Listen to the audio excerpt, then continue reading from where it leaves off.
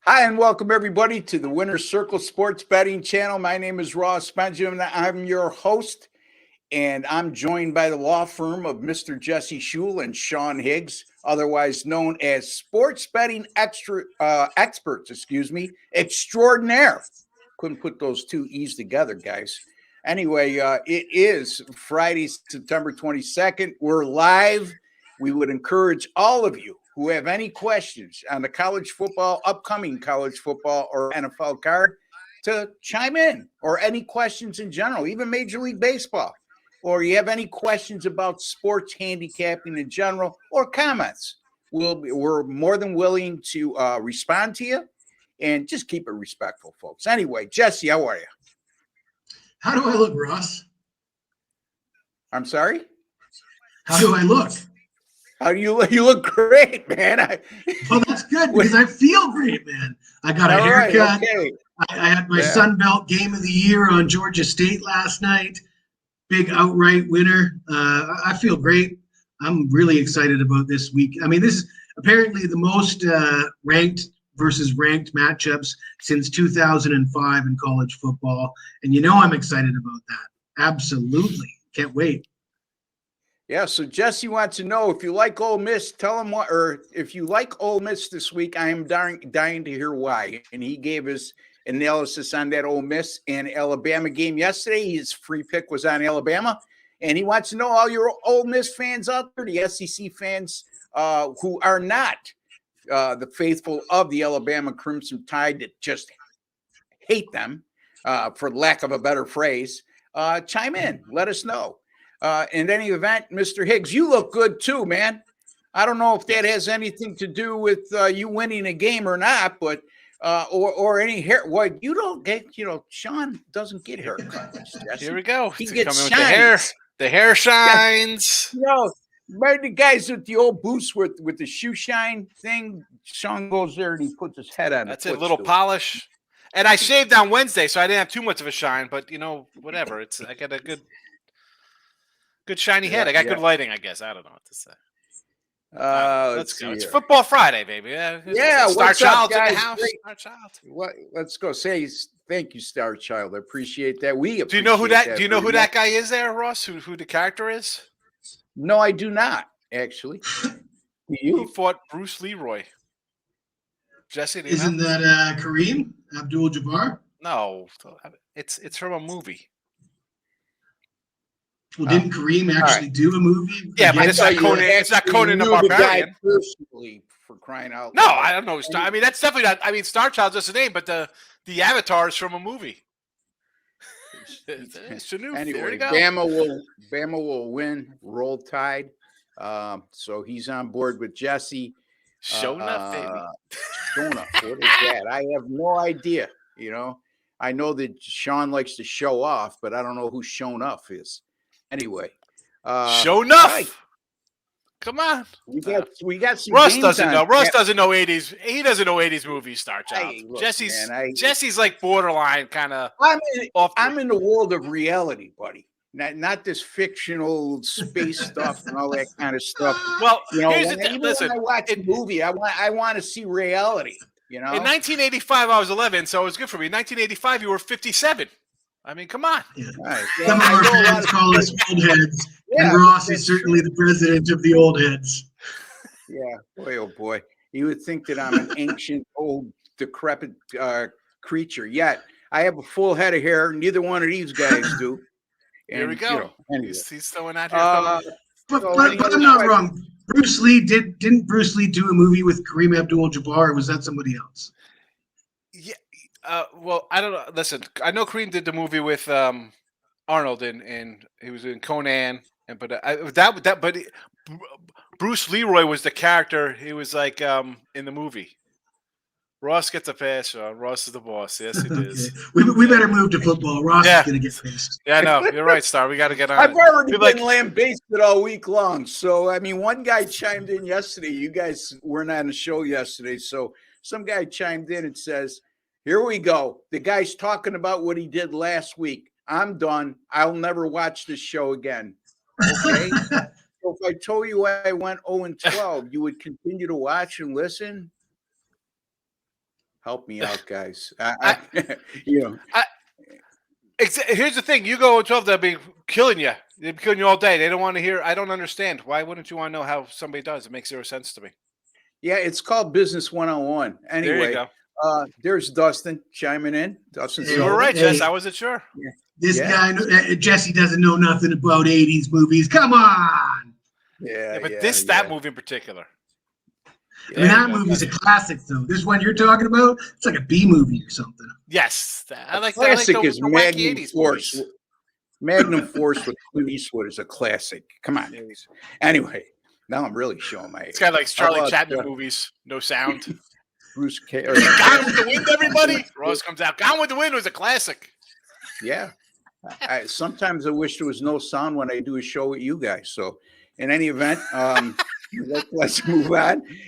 We got 3 NFL games that we're doing today. I'll be looking at the Rams and Cincinnati game that goes on Monday night. Jesse's looking at the Sunday night matchup between the Steelers and the Raiders, and Sean is going to look at the Eagles and Bucks. Sean, let's talk to you first about the Eagles and Bucks. I mean, you went out on a limb before the season started and said, I like the Bucks at 10-1 as a long shot to win the NFC South.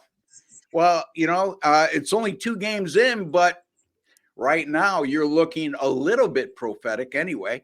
The Eagles are a 5-point favorite. The total in this game is 45. The Eagles are 2-0, but they haven't exactly looked dominating like a lot of people thought they would out of the gate. But then again, that Super Bowl loser hangover might be in play here with the Eagles. What do you think, Sean? Well, you have Tampa, and they haven't really looked all that great. They're 2-0, 2-0 ATS, right? You got outplayed by the Vikings and pulled the win. You got a interception for a touchdown to pull out a cover there, and I had them both games. And I'm going to come back with Tampa again today. And of course, I got it at the early number. I got a 7 and a 6.5. It's down a little bit. What have we seen out of forget the whole Super Bowl hangover? You lose coordinators, you lose some defensive guys, then you start getting injuries. The last 2 weeks from Philly, and I had them in week 1. I thought they were going to come in, and I don't see New England scoring points. They lucky to win the game. Forget about covering by half a point. Lucky to win the game, all right, after jump out to a big lead. Minnesota, 4 turnovers to get you to a win. 4 turnovers, and they get 2 giant plays, like a 60-yard touchdown. And now you're going down to Tampa, who, again, no one respects, right? We'll go back to them to win a division. Why wouldn't I take a shot on a guy? Baker has won games in the NFL. You got basically 2 rookie quarterbacks and the Saints who, well, where are the Saints? The defense, and this is what I talk about Tampa Bay, the defense is solid. It's a solid defense. Granted, it's Tom Brady when they win 31-15 in the playoffs over this team 2 years ago or a year and a half ago, whenever. Still the same defense, and Hurts really didn't do much in that game. So do I expect him to take a giant step forward from a year and a half ago when he couldn't move the ball on this team, when it's pretty much the same defense, and you have you're not taking a step back, but it's different. You got new kind of plays, work out a new playbook. It hasn't been explosive like we've seen. I mean, you talked about the other day, what AJ Brown complaining about, I'm not getting enough touches already. 2 games into the season, the wide receivers are complaining. Give me the points of Tampa Bay here. Give me the points. I don't want to see an outright win, because a lot of times I'll take a dog and think it's an outright winner. This one here, I'm kind of thinking it's going to be kind of a close game, and if they pull out a miracle win, super. But at this point, I'm just hoping this stay to cover, because I could see the Tampa just having a blow up, because they haven't had a good game, but they haven't played a great game either. No, and you mentioned their defense. I mean, they still got some pretty good wide receivers, and Mike Evans and Chris Godwin. And these guys. I mean, if Baker Mayfield, he threw for over 300 in week 1, I believe. I don't know what he did last week statistically. I can't recall, but in any event, you could do a lot worse than Baker Mayfield is your starting quarterback. Now, has he lit the world on fire? Has he lived up to the expectations of being the number 1 draft choice overall? Absolutely not. If he did, he wouldn't be on his 3rd team already, or 2nd team already, or whatever it is. He'd still be in Cleveland. But by any stretch of the imagination, he wouldn't be the first quarterback that matured in his mid-20s, So we'll see what happens and what transpires. Sean, you make a good point, because, Jesse, it's not like the NFC South isn't there to be taken. New Orleans, good team, not a great team.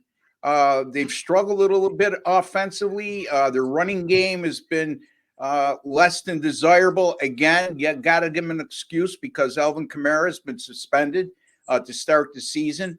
And then Atlanta is another team to keep an eye on, man. I was unimpressed with their first week win, but last week coming back, I might have been even more impressed with Atlanta last week in that 1-point squeaker over Green Bay, what they showed in that game. They thoroughly dominated the Packers, especially in the second half, coming from 12 down. So, I mean, the Tampa pick to win at 10-1 to win the division, Jesse, isn't as zany as we thought it was when he first said it. Yeah, I'll be the first to admit that I did laugh to myself a little bit, had myself a little chuckle when I heard Sean say Tampa was going to win the division. That said, I've always been a bit of a fan of Baker Mayfield, and I did certainly agree with Sean that he gets a ton of hate. Oh, he's so bad. I mean, for a guy that's so bad, he's won a few games. He's been a competitor in the league, and yeah, not all first round picks turn out to be Pro Bowl quarterbacks. He's still a starter. He's still justified. His play justifies being a starter in the league. And, he's got a lot of tools to work with. Mike Evans, great receiver, a decent receiving core, decent defense behind him. Absolutely. I'll be taking the points with the Bucs, and I'll be fading the loser in the Super Bowl probably for the first half of the season moving forward. From this game say the first 4 weeks is really, and I'll have to do a further study on that, and I'll disclose that in future shows. But the first 4 weeks or so, there seems to be a hangover, and it shows you how good Philly is because they've been flat in the first 2 games. And Sean pointed it out.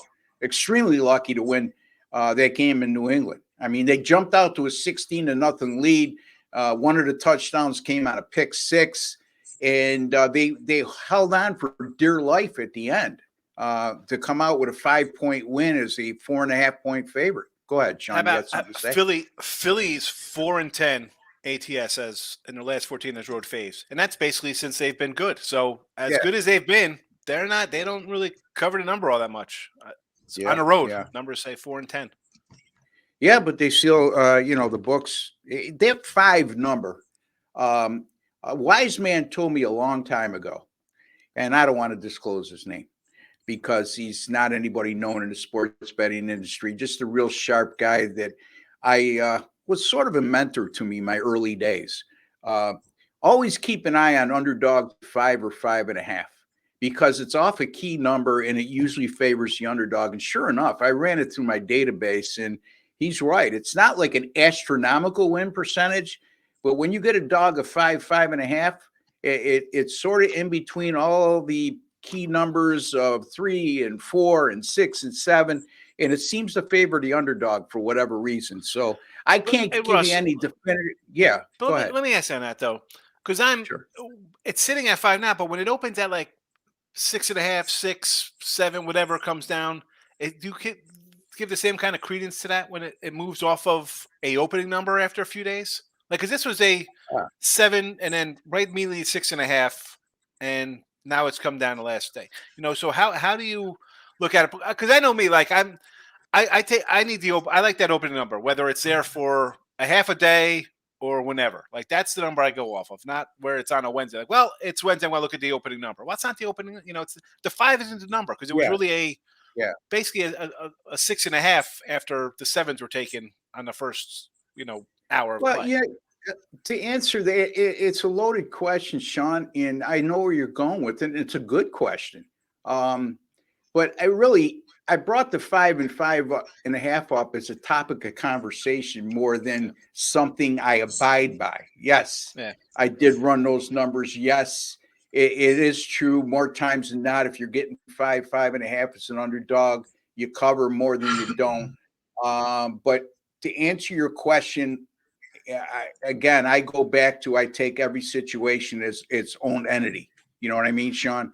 So, I would agree with because your numbers have it as a spread. So I would agree that they'd probably cover because it probably was at a 6 or 6.5, and it's come down to that number to close at. Like, you know what I'm saying? Like the 5 is really, it's like a number. Like, But who's if it taking goes a the 5 other on an way, opener? I think what you're asking is what happens if it goes the other way? Like they open at 5, 5.5, and they go to 6 or 7. Yeah, again, it goes back to, and I don't know, Jesse, how you handle situations like that, but I take it as its own separate entity. We're not talking about a handicapping strategy. We're talking just about actually 2 single numbers, 5 and 5.5. Any thoughts on that, Jesse? Before we move on? Yeah, it's not a tool that I use very often. Much like Sean, I'm more focused on the opening lines. Basically I want to have my picks in before these movements come along, and I don't pick certain numbers and go with historic.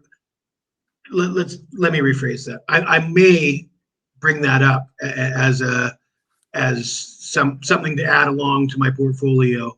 But Yeah. as I've said many times, the way I break down a game is I have to stack up evidence. I'm like a prosecutor in a trial. I'm looking to stack up evidence, and then I need to have a rock solid case where I can go in front of a judge and jury and completely convince any man with a half a brain that this is the right side.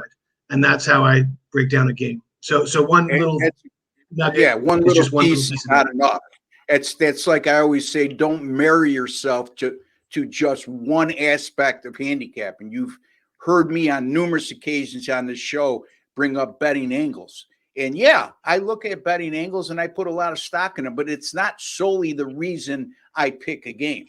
There has to be some other contributing factors too. Jesse couldn't have put it any better. You're stacking up evidence to why you like this game.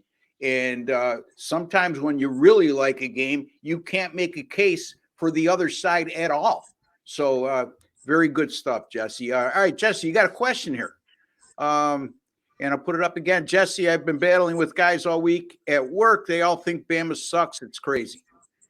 Take it away. Yeah, no, I'm waiting for somebody to come into the chat and tell me why they think Ole Miss is going to win outright this week. Because as I just said, I approach everything like I'm a trial lawyer preparing my case, and I think I can refute any argument you have for Ole Miss. I can refute it with rock solid facts, his history, situations. I'm big on Bama this week. I don't, there's no such thing as a lock.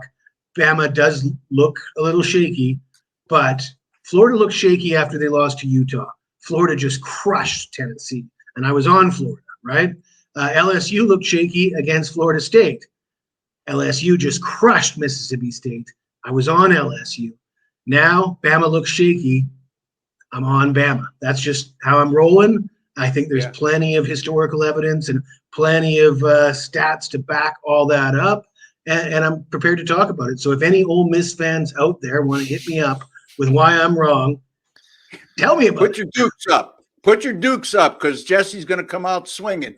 And you're right, because we took a lot of flack, myself and you, for liking Utah against Florida from the Florida Gators fans. But last week, Florida was my top play of the week against a nationally ranked team in Tennessee, and they win the game outright as a dog. Are we talking about Notre Dame and Ohio State? We can. Do you have a specific question, Jared, in that regard? But guys, any feelings on or any thoughts in terms of how it equates to sports betting about this matchup, Sean?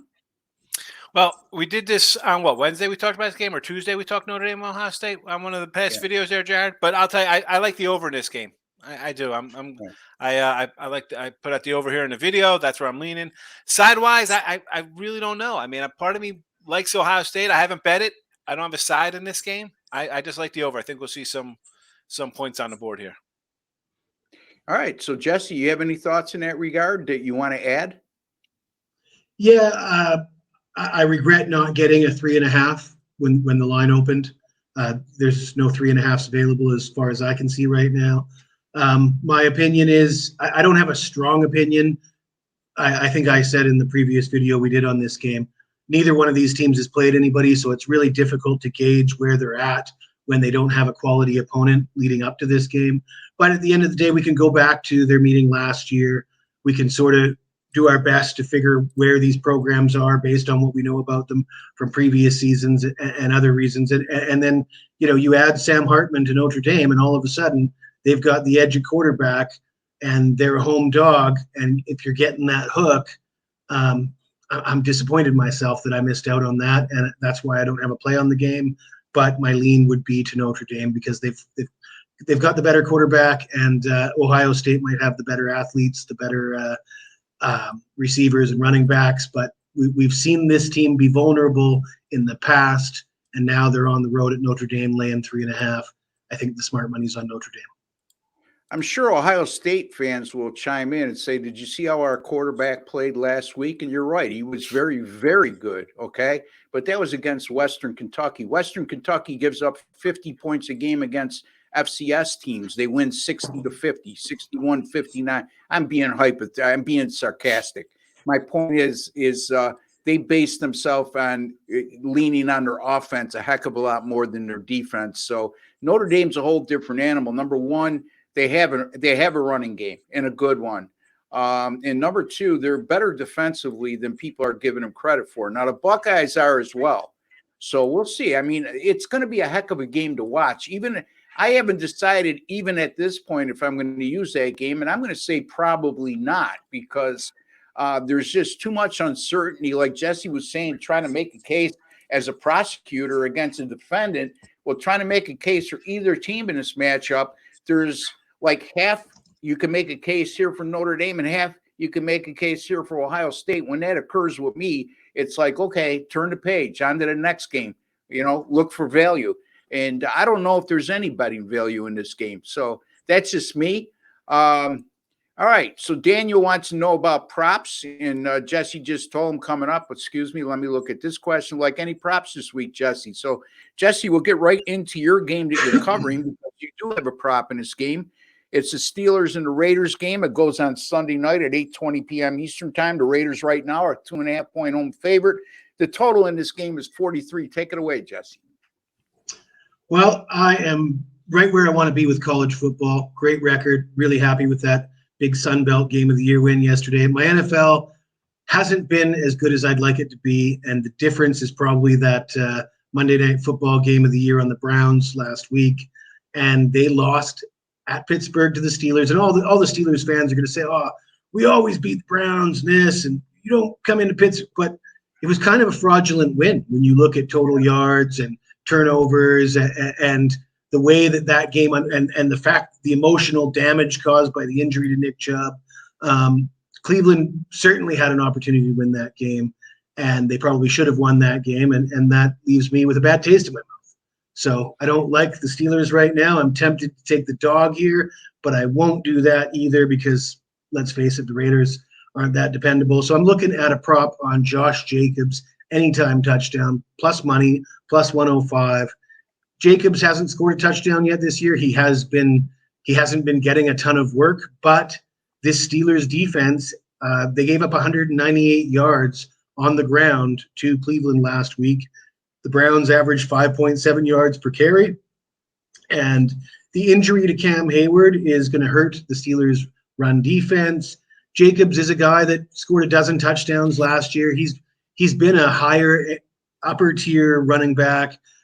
He's been productive in his career, 40 touchdowns in 62 career games. The fact that he hasn't got in yet, and the fact that the Raiders are a slight favorite here at home, or at least last time I checked anyways. But I think the Raiders will score a few points here, and I think the Steelers defense has some issues, and I like the chances of Jacobs to get in the end zone, and I like the plus money. So that's and I don't see him having back-to-back bad games. I mean, he got stymied last week at Buffalo. So the Bills did a hell of a job of taking him out of the game. Let's not forget with Pittsburgh, just talking about the point spread and who's going to win the game. Let's not get carried away with that win against the Browns. And Jesse brought up a couple good points. The other point is they scored 2 touchdowns on defense in that game.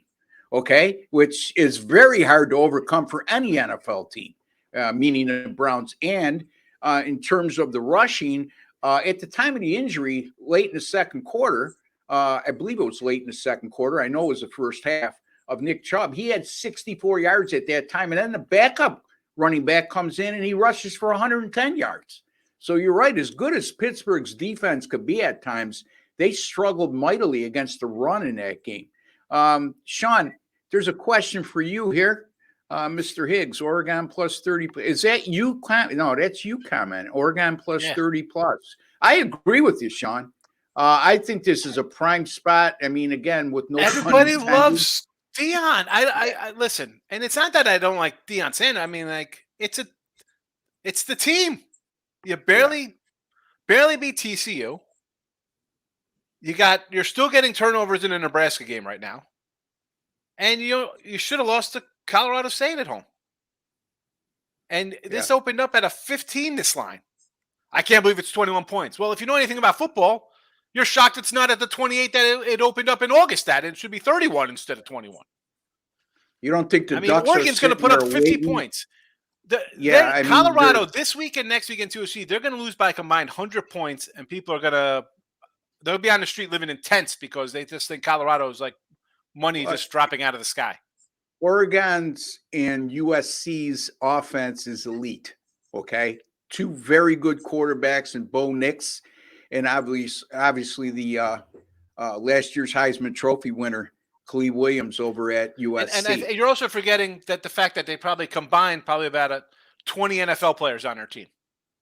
Yeah, and you look at Colorado's a team. You rebuilt a 1-11 team. You brought in 30 new guys.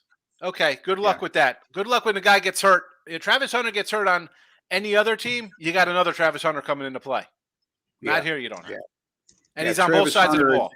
Come on. He's a genuine star. He plays on both sides of the ball. He plays a lot of snaps, and he's out for 3 weeks now. One player shouldn't make a huge difference, but in this case, when you're talking about a team that's got a very good top 11 offensively, I mean, their quarterback has played very well, Deion's son. The wide receivers have been brilliant, but you look at Colorado's defensive numbers in the first 3 games, Jesse. I mean, take away the Nebraska game, and even Nebraska moved the ball a little bit on them. The other 2 games, they were very uninspiring to say the least. Right, Jesse? Yeah, I'm a little bit disappointed because I had this game circled on my calendar. It was a great game, the Colorado State game. As a fan watching it, it was a great game to watch, very exciting. But if Colorado just wiped the floor with them, what would this line be? I mean, Sean says they opened at 15. There was all this hype. We've heard sportsbook directors say that there's been more money bet on Colorado games than the entire slate of NFL for the upcoming week. And I think this line tells the fact that this line opens at 15, quickly goes to 21. It leads me to believe that Colorado fans, as passionate as they are and all the talk they have, they got no money. You know, where's your money? Put your money on Colorado because the line indicates that Colorado fans ain't got no money. Yeah. Well, you know what? We take a lot of flack, and rightfully so, because Colorado has exceeded any of our expectations in the first 3 games, and we've took a lot of backlash. Their win total went to 3.5. They basically had their win total. But the bottom line is, guys, is it's not like we have a vendetta against Deion Sanders or the Colorado program. We're looking at point spreads. And yes, we were wrong, dead wrong. I was dead wrong in week 1 against TCU. But when I see a Colorado State team go into Boulder last week, and I know it's a rivalry game, but I don't think that's such a huge rivalry. It's not like, most of those kids at Colorado never played against Colorado State. They can care less. Okay. And they struggled with Colorado State. They had to make a miraculous comeback to send the game in overtime and then win it, I believe, in 2 overtimes. Right, guys? If I'm not mistaken. In any event, that's the same Colorado State team that lost 50-21 or something like that in their opener. Against Washington State at home. So who might be the 6th best team? They might be the 6th best team in the Pac-12. Washington State. Dustin is asking Oregon, Colorado over the total. We will have a track meet here. Sean, I mean, it's what, 70 something? Yeah, I think Oregon 71. scores 50 something. So can Colorado score in the 20s? Possibly. I mean, it should get there. I mean, Colorado's going to put 50, 45 to like, I don't know. I wouldn't be shocked. I wouldn't be shocked 63. And I said this in week one when he opened at CCU. I said, the guys just put a target on his back because everybody else comes in and no other program has hype like this. So any team that's got a chance to run it up and to just, because all it is just the Dion cycle. And I like, again, I like Dion. But if you don't think coaches are going to look to run it up on this guy and this team, the way they are, the players do a lot of talk. Okay. All right, let's see how you are. Yeah, you might be better than me individually as a player. You're a 5-star. You transferred from Alabama or Georgia or whatever. No problem. As a team, though, we're better than you, and we're gonna, I could see when it's time for the better teams to beat these guys, they're definitely gonna run it up. They'll run it up. Yeah, and I also think that Colorado has no run game right now. Okay, yes, the freshman running back had a really good game at TCU, but since then, really, their last 2 games, they haven't shown an ability to run the ball with any frequency, and they've been very happy. And like Sean said, you look at Colorado's defense, and you got to think that Oregon's got a good shot of running up to 50 points this game. And if that's the case, then yeah, I would have a lean toward the over, according to what Sean's telling us. And it's just one of those common sense things. You're going to have this should be a high scoring game. Let's put it that way. I'm not willing to go over a total when it gets into the 70s, though. 70s, yeah. In any event, Troy Franklin over receiving yards looks nice. Troy Franklin, anybody? What are they? What are the yards? I don't know. Arbo, people do to come in and chat like, "Hey, what do you think about this?" And I have no idea what the number is. Like, you can't just throw it. Yeah, if you help us out a little bit, Arbo. Props are there? Yeah, exactly. Again, we're not going to answer questions if we can't answer it in our minds in an intelligent manner, and this is one of those that we can't. It's not like we want to sidestep. Give us more specifics on what you're asking here, and we'll be more than willing to dabble in and give you an opinion. Caesars has Troy Franklin over 82.5 yards. Any thoughts? I mean, again, I'll be honest with you. I don't even know who Troy Franklin plays for. I quite honest. So they're going to be giving you hell in the comments, Ross. Well, they could. It's not something that rings a bell to me. And as you well know, he's on Oregon. He's on Oregon. He's right. I'll say yeah. I think care less about names. Okay, I know Bo Nix is the quarterback, and I look at results, I look at numbers, and I handicap accordingly. You know, if you want to get me into questions like this, I think you need to tune into a fantasy show. But these guys would disagree with me. Jesse, especially, is a props player. Jesse, any thoughts since you seem to? I don't play too many props in college just because it's not tough. As much of a market for it. It's tough to keep track. You know, there's a bunch of teams, but actually, my thought. You didn't ask me my thoughts on the Oregon total that you guys just spent 5 minutes talking about. I was a little bit offended by that. So now I get an opportunity to talk about the total. If I was Oregon's coach, I would look at this game against Colorado and think, I want to get out of here without Bo Nix hurting his knee, without some of my offensive linemen going down. I'd look to take care of this game early, put in backups, and run the ball in the second half and grind out that clock. Where's the value? Yeah, you can score 50 on Colorado, and you can hang your hat on that. What if you lose a starting offensive lineman, or if Bo Nix tweaks his ankle or his knee? That's not worthwhile to me. This is not that big of a game for Oregon. Oregon just Colorado's a ranked team. You beat them, send them packing, and then you move on. And then you got Utah, UCLA, USC. Those are going to be tough games. You need everybody on deck for those games. You can't afford to get anybody injured. Honestly, I could see Oregon scoring 30 in the first half, shutting down the second half, making it a boring snooze fest, and we see the total land on 65 or 68. It doesn't reach the 71. That's my thoughts on the total. If I was the coach, if I was in charge of the game plan, that's how I would do it. I would get get Bo Nix out of there, get the starting off, get these second string boosters. off. They're gonna be like, you want your nil money? You better run it up on this guy. You better. I want to see points. And Franklin, by the way, I looked at his numbers: 83, 103, 106 yards. So I'd probably say, yeah, you want to go over 83 yards in this game. He might have that in the first half. Yeah, maybe in the first half. He'll have maybe that in the first half, I think. On 2 plays or something. And again, before you jump all over me with Troy Franklin, and you don't think that I don't know anything about college football, I'm a handicapper. Okay, I know a lot about college football. Names, I can care less unless it's somebody that's a household name that I recognize. But in terms of players on both sides, way too many players in college football to know everybody. Okay, and how did I don't think I can name 10 college football players. Yeah, I mean, how did they do last week? In your defense, Ross, you come up with names like Troy Franklin, Mike Brown, Robert Smith, or your chances are there's going to be more than one of them in Division I or FCS. There's probably another Troy Franklin playing college football in either Division I or FCS or whatever. So I got one living next door to me, Jesse. Troy Franklin. I don't know the last time he went over 82.5 yards. Probably when he cut the grass. Anyway, anyone on Middle Tennessee against Colorado State? Yes. Yeah, Colorado State. Yes. Colorado State coming off that emotional loss. Showed me a lot offensively last week, and Middle Tennessee's sitting there waiting. I don't know. Jesse, you seem to have an opinion.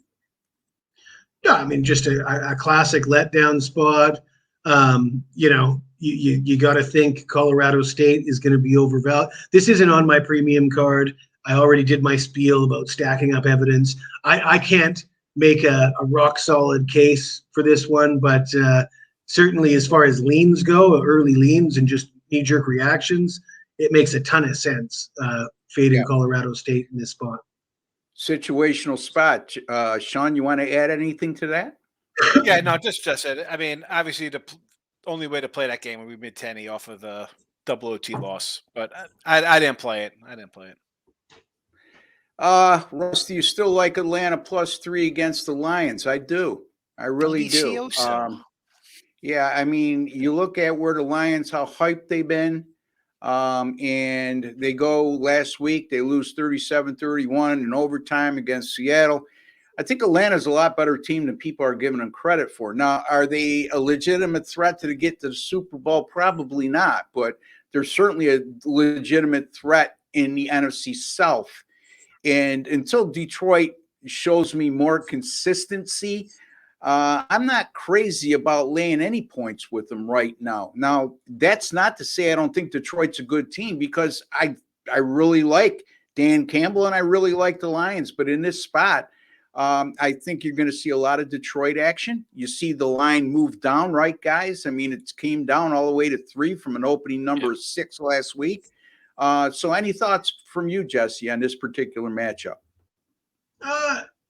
I mean, I had a glance at this game, and my first knee-jerk reaction was, hey, I know people are high on Atlanta.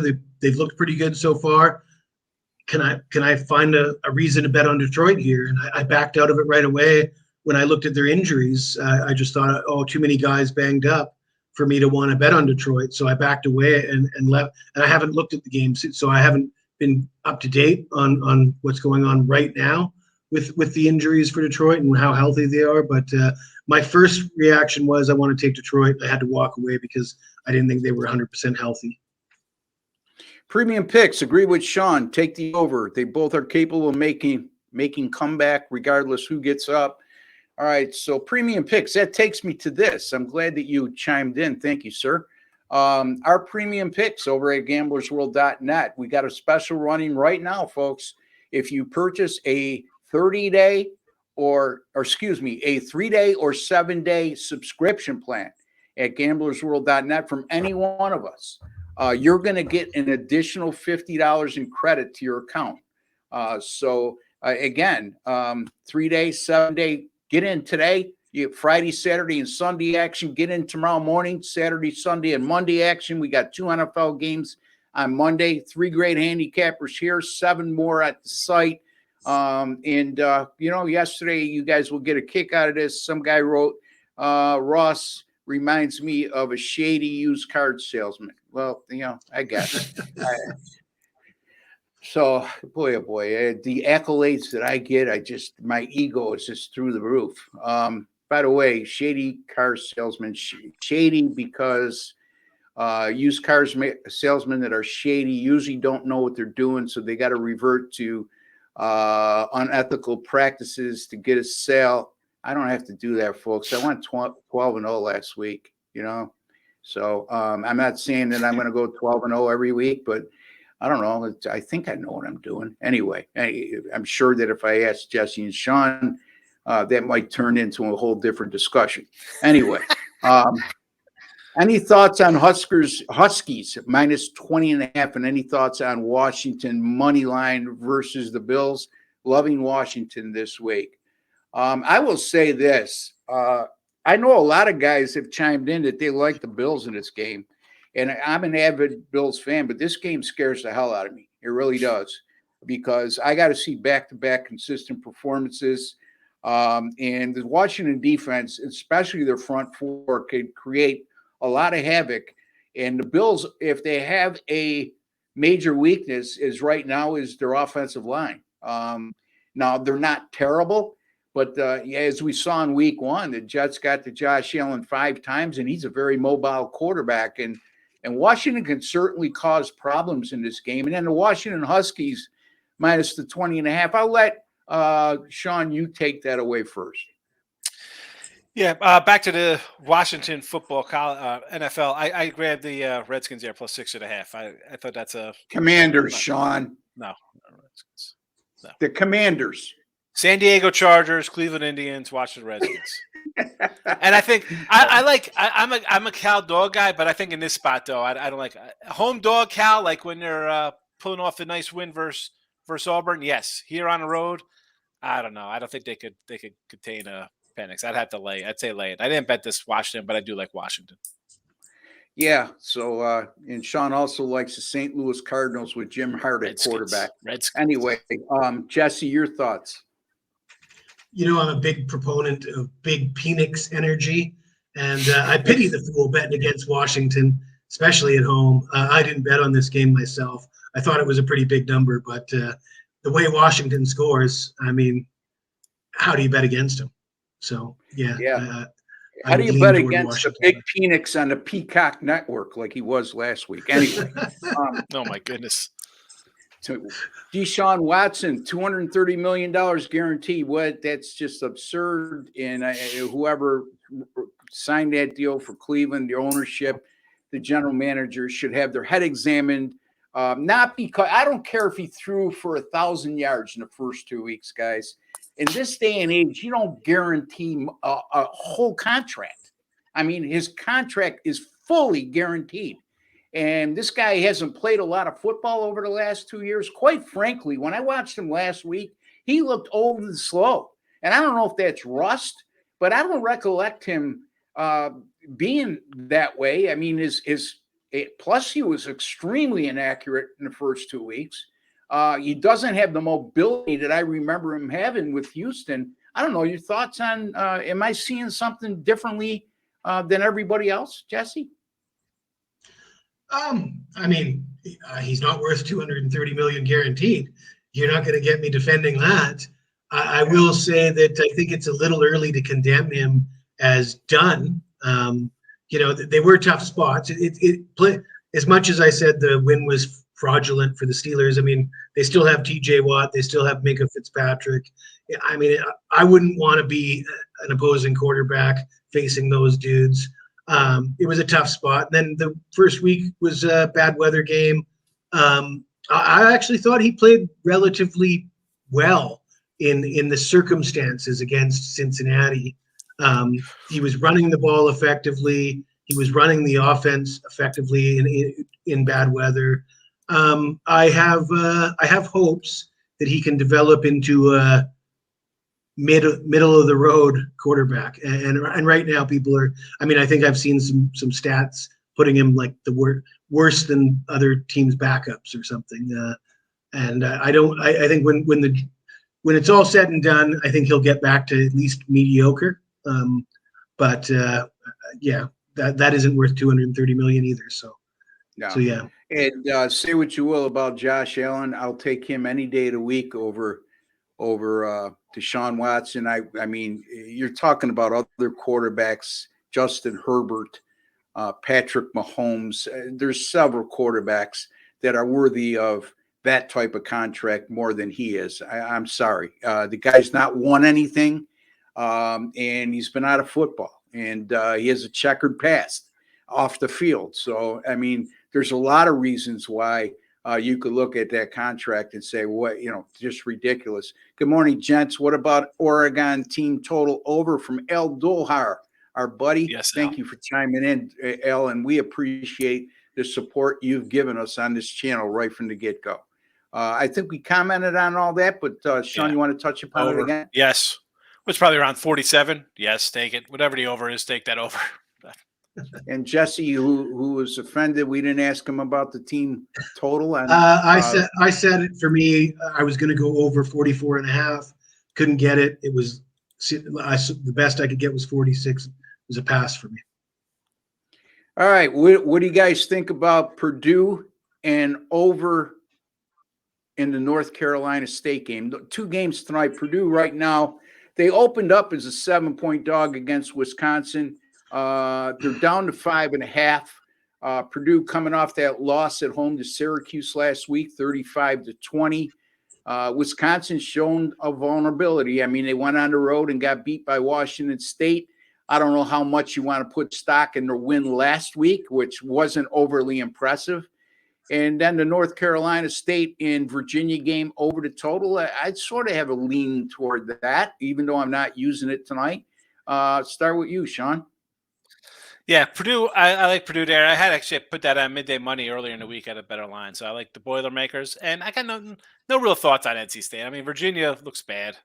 And back to Deshaun Watson real fast. 2 games this year, 6 games last year. Didn't play the year before that. So 8 games in 3 years. Yeah, it's going to take time for you to get up to speed when you haven't played a half a season of football in 3 years in the NFL. So, not that I think he should get to 230. It's guaranteed, whatever. But his play, I think it's going to be a whole season of him getting better. I think you don't just turn that kind of stuff on. You need some reps.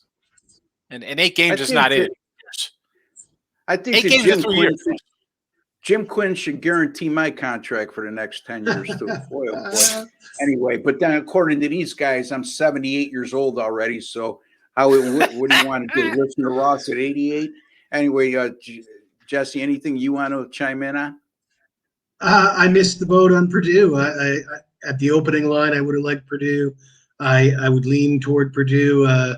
Both those teams, struggled, but Tanner Mordecai for Wisconsin just hasn't been. The fact that they were, a big favorite last week and they got the win, but he didn't play well. I'd be concerned about that, and I'm expecting Purdue to figure it out eventually and getting points in this spot.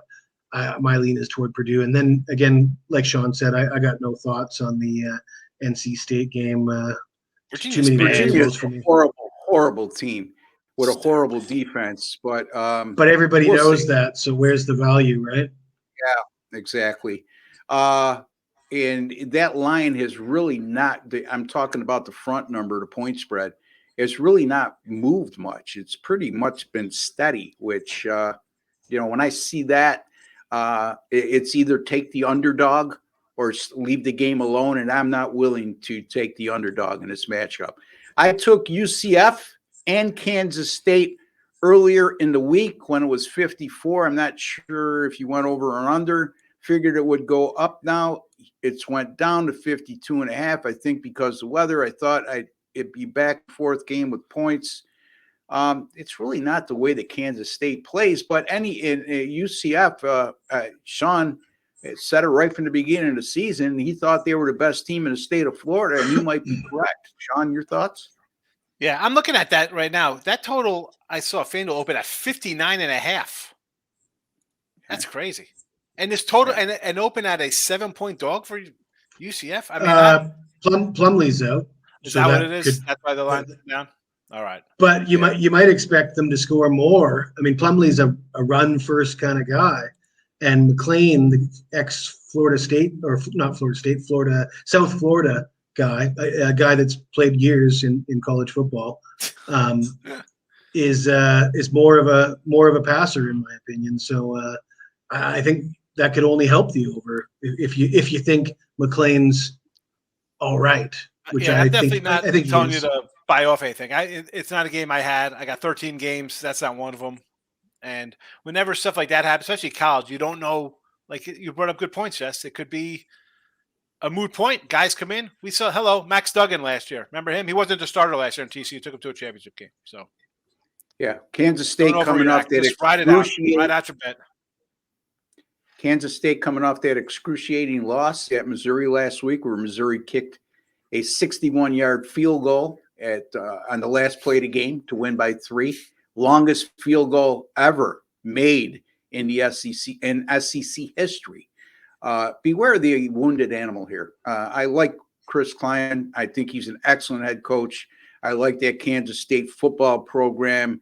This is UCF's Big 12 debut, meaning Big 12 opener. So again, there's a lot of intrigue to that matchup, but I personally going to stay away from this game, I believe.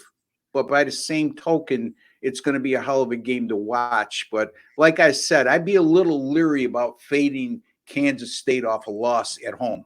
Okay, that's just my general thinking. Folks, if you have not subscribed to our YouTube channel, please take a second to do so. If you're on your PC, you'll see a WC logo right in the bottom right-hand corner of your video screen. Just click on that. That'll get you subscribed. It's absolutely free. There's no strings attached. There's no hidden agenda, folks. You're just privy to some of the best sports betting information you'll find anywhere on the internet. And what I like to think anyway, and I'm a little biased, is the best sports betting podcast on the internet. Also, if you're watching on your mobile device, you'll see a black subscribe button right underneath your video box. Just click on that. That'll get you subscribed. And also, I'm going to ask you to take one step further and go into your YouTube settings, and there's an alert notification bell. Hit that, and for the Winner's Circle Sports Betting channel, you'll be notified immediately upon any of our sports betting podcasts going up on this channel. So thank you for that. All right, let me take a look at my game because we got away from our free picks here, but I'm going to be looking at the game between the LA Rams and the Cincinnati Bengals on Monday night, 8:15 p.m. Eastern time. Cincinnati in a very urgent situation here, -3 and 44. I say very urgent because they opened the season with 2 losses, not only 2 losses, but 2 losses against divisional opponents. And they could ill afford to go 0-3 right out of the gate here. Do teams make the playoffs after they go 0-3? There's been several examples of that happening, but they're few and far between. Here's what bothers me about Cincinnati is their offense. I just don't think Joe Burrow is right. I know he got sacked numerous times in the first 2 games, especially in the opener. His calf injury seems to be hindering him. This is a Cincinnati Bengals offense that is mind-boggling, only averaging 13.5 points per game and 212 yards per game in their first 2 contests. And that includes this 3.9 yards per play, which is an atrocious number. On top of that, their time of possession, their defense has been on the field almost 35 minutes a game, as Cincinnati's held the ball for only 25 minutes and 33 seconds in the first 2 games. Since 2020, the Bengals have been 8-2 to the under in the month of September, when the total's been 47 or less. The Rams, on the other hand, I mean, I don't know if they're as good defensively as their numbers indicate right now, but I do know this. The Rams are averaging 36 minutes a game in time of possession. And sometimes your best defense is a ball control offense. And since 2020, the Rams 9-2 to the under, off a game in which there was a combined 50 points or more scored. Last week, 30-23 against San Francisco, in a game where Sean McVay decided to kick a field goal at the end on the last play of the game, down 30-20, and it left a lot of people in an uproar because that line was either 7 or 7.5, depending on when you got down. As I alluded to, the Rams defense, the first two games, allowing just 272 yards a game. A lot of that, again, can be attributed to their time of possession. And also, here's a couple betting angles. A Monday night home favorite off a straight up favorite loss, like the Cincinnati Bengals are. They lost last week as a 3.5-point favorite at home against Baltimore. And it's after game 2 of the season, 11-0 to the under since 2019. Game 3 home favorites that are 0-2 on the season, and they won 12 or more regular season games the year before. 9-1 to the under since 1984. So I'm going to go to the Rams and Cincinnati under 44. Jesse? Well, I'm going to say something that people are perhaps going to be shocked by, but I hope Burrow plays. And if he does, I want to take the Rams, because I think an injured Burrow, we've seen what he looks like. He's not very effective. I don't expect Jake Browning to be great either.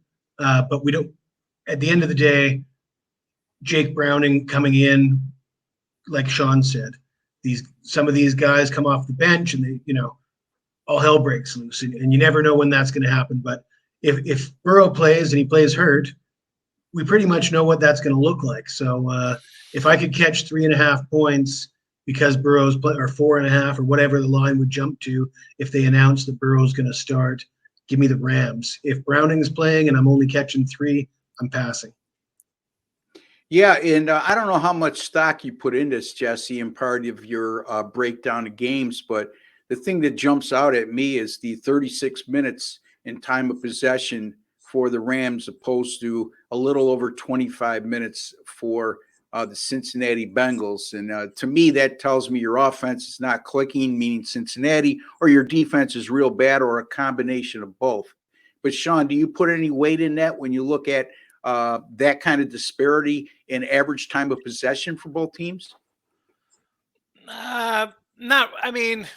It depends on like the matchup kind of thing for that. Like, okay, You have a good time of possession, but how's the other team coming out? Is your time of possession just overwhelmed because, in week 1, Seattle's just chucking all over the place and can't make a completion going 3 and out. So you hold on the ball for 3 drives and then you milk the clock and you're holding on to a lead the whole way. So it's more, I guess, if I'm looking at that, I got to jump into the games before that, to how it got to them holding the ball for 40 minutes. It played San Francisco last week, by the way. Yeah. So, because obviously you don't want San Francisco on the field, right? You're worried about them.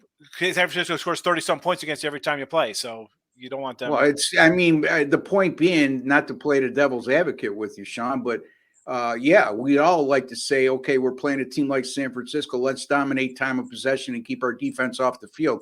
That's a good theory, but you still have to go out and do it.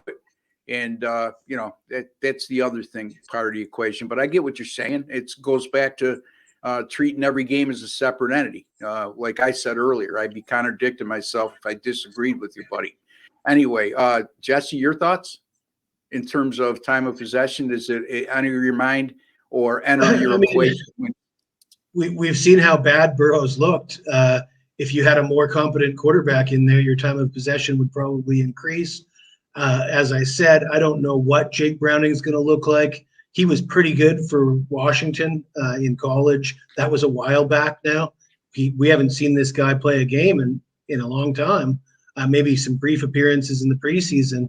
And who knows what to expect from that. But I think certainly better quarterback play would allow them to would extend drives and sort of fix that time of possession problem. And that's why I'm so leery to bet again.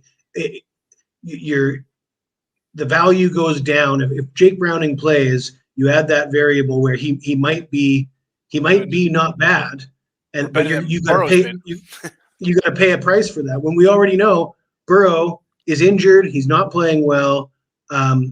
More I'm pretty certain that he's not going to just flip a switch and all of a sudden be great, given the way what I've seen from him. So I'd rather get more points with Burrow in there and fade Cincinnati. I think Browning might, let's give him a 1-in-3 chance of coming in and maybe solving some of the problems that they've had because Burrow's been so bad because he's been playing hurt.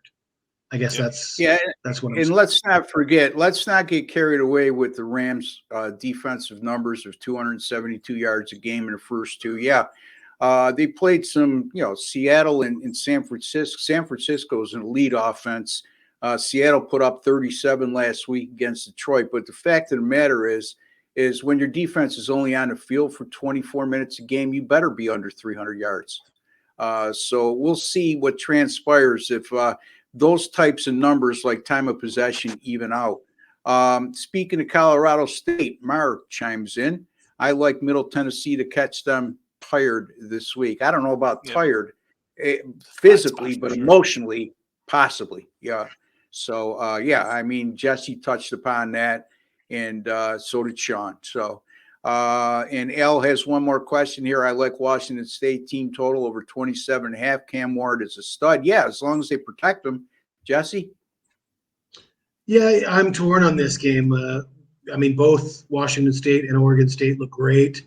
DJU is you never know what to expect. He looks like a world beater one day, and he can't complete a pass the next day. So I don't know what to expect from them. At the end of the day, a home game. I'm going to pass. I'm not going to bet on anything in this game. I can't call it. Can't call it for me. Yeah, I mean, if you like Washington State in this game, you better like the over 28 because they're going to have to at least score that, in my opinion. They haven't shown the ability to consistently stop people defensively. Yes, they did beat Wisconsin, and yes, they were impressive in that game. But I don't know, Sean, your thoughts? Yeah, you're also beating Wisconsin, who's got a whole new regime and setup going on. You figured they'd struggle out of the gate. Shouldn't have been favored on the road. And I think Oregon State, I like them more in like the dog roll. I don't want them being a favorite on the road. That's not where they thrive. They're the home dog like Washington State is. So again, I didn't bet this game, but definitely lean towards the home team in the points. I tell you, Pullman's a tough place to go in and win at, even for top 25 teams like Oregon State. Looking forward to see what transpires there. We have a ranked team in Oregon State. I believe they're number 14 right now as we speak, against an unranked team in Washington State that's began the season 3-0. And I think Jesse and Sean both touched upon this when we talked about this a couple weeks ago, is Cam Ward could be a very effective quarterback, but the problem has been since he's been at Washington State is them keeping him upright. So if they could protect him against Oregon State and limit sacks and limit the pressure he sees on a consistent basis, they'll have a very good shot, I think, of approaching that 28 number that you need. All right, let's get to Jesse. And Jesse, tell the folks about what you may have coming up this weekend. And I know you're off to a good start in college football. Tell the folks everything they want to hear. All right. Well, first of all, follow me on Twitter at Jesse Schule. You will see my pin post is a little bit of a rant I did on the Ole Miss Alabama game. You don't want to miss that. You want to catch that on Twitter. College football off to a great start. I did mention the other day, I haven't lost a college football side yet in 2023. 6-0 with sides. Caveat though, there was one game, Utah. They opened at -5.5. Some sites I got the 5.5 and got the win. They ended up winning by 7. There was a few sites I took losses on. So when I say that I'm 100% 6-0 with college football sides, some of you will notice that there was a loss on that one game that was a winner at some sites and a loser at others. Just letting everybody know, full transparency. But yeah, I've got my ACC game of the year. We all know what that's going to be. Clemson, Florida State. And I got my Pac-12 game of the year going this Saturday. You got to get in on those. Come see me at gamblersworld.net. You'll be glad that you did. All right. So a couple games, conference games of the year going with Jesse Schule. Let's see. Clint has a question here. How well do you think Carolina does versus Seattle? Again, Seattle's a heavily bet side this week.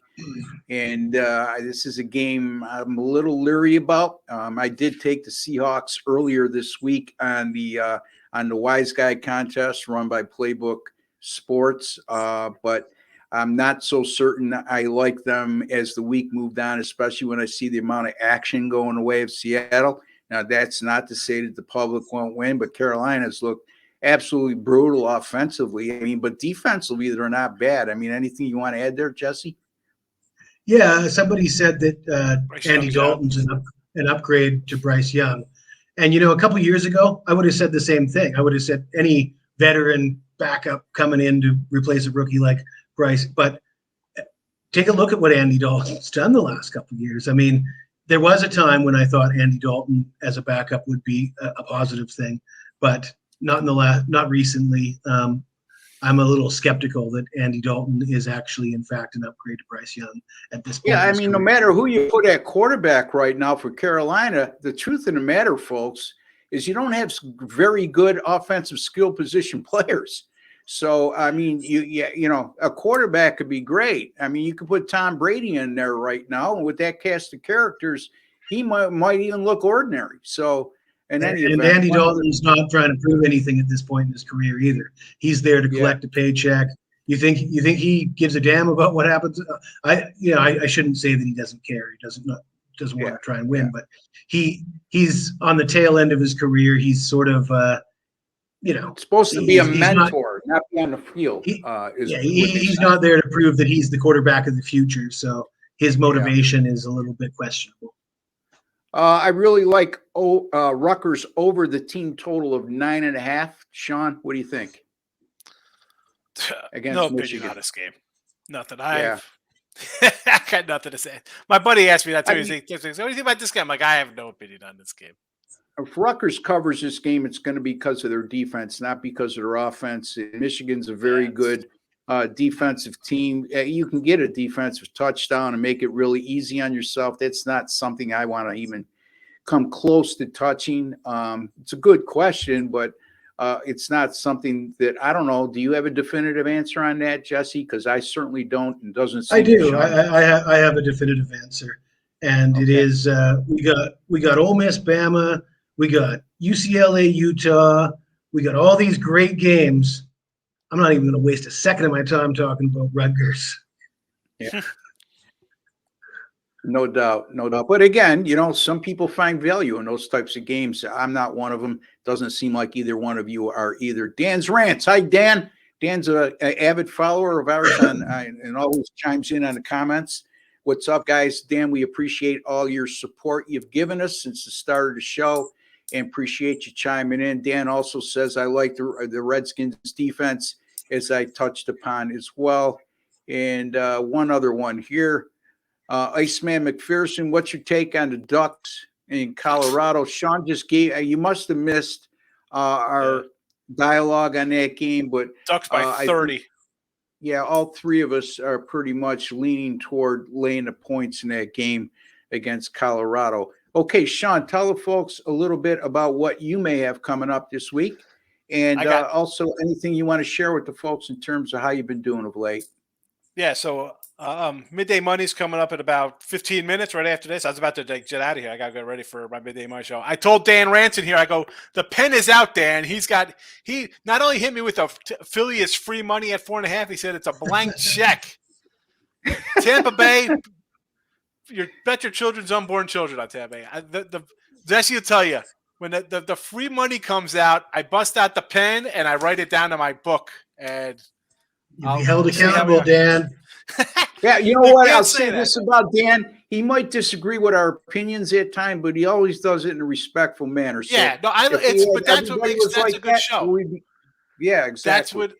That's like, I'll be going into that in 20 minutes with my guys. Like, that's how it is. It's like people like what they like. It's fun. Yeah. There we go. Yeah. I enjoy it. So, it's good because next week we come on here, he's going to be like, hey, what did I tell you? That's the best part of the live show, Ross. People are like, I said that here. It's right here live. I said it. Midday Money in 15 minutes, 20 minutes. Mr. Sean Higgs on Twitter. NFL college football, 27 games this weekend. Locked and loaded. Let's go. Yeah, Sean's a valiant player, but Sean's track history of winning speaks for itself again. 500 this year. 500. I'm 500 out the gate in NFL college. So I'm spinning wheels. Okay. But hey, it is what it it's is. only 2 weeks in, okay? I'm not and sweating. Remember, folks, this guy made 207 picks in the NFL last year, went 64% against the spread. So you might want to consider buying Sean's annual package for the NFL at gamblersworld.net for $5.99. Okay, myself, I went 2-1 yesterday. I lost my first football game with the Giants last night after going 12-0 last week. Okay, back to reality. Now we start all over again. But yes, coming off last week's 5-0 showing in the NFL and 7-0 in college football, including two 5-unit top play winners in the NFL on the Dallas Cowboys, easily over the Jets. In college football on the Florida Gators, plus 6.5 outright over Tennessee. I'll have a lot of action going on this weekend. And don't forget, folks, you can get my $99 3-day package starting today. You can cover yourself for the weekend or tomorrow morning and get Saturday, Sunday, Monday, and get an additional $50 credit while you're there. Also, my NFL college football annual packages, $5.99 a piece, $8.99 for both combined. That goes for all of us. And you should contemplate doing that as well. And on an all sports run right now, one of those epic runs, I've gone 15-2 with my last 17 and also 19-3 with my last 22 with my premium picks in all sports. And my Major League Baseball since August the 4th. Let's not forget about baseball. That's still going on. 41-22, folks. So when you get one of those all-inclusive packages for 3 days, 7 days, 30 days, you're going to get my Major League Baseball as well as Sean and Jesse's. All right. There's a like button right underneath. You'll see it right there in front of you, no matter what you're viewing on. Jesse, tell the folks what you want them to do with the like button. Smash that like button. All right, smash that like button. You either can smash it, touch it, tap it. It doesn't matter. It's just a small token of your appreciation for the work we do on this channel and the time, effort, preparedness to make you a smarter sports bettor today than you were yesterday. For Sean Higgs, Jesse Schule, and Ross Benjamin, thanks for joining us today, folks. We appreciate all your questions and comments. Until the next time, take care and God bless.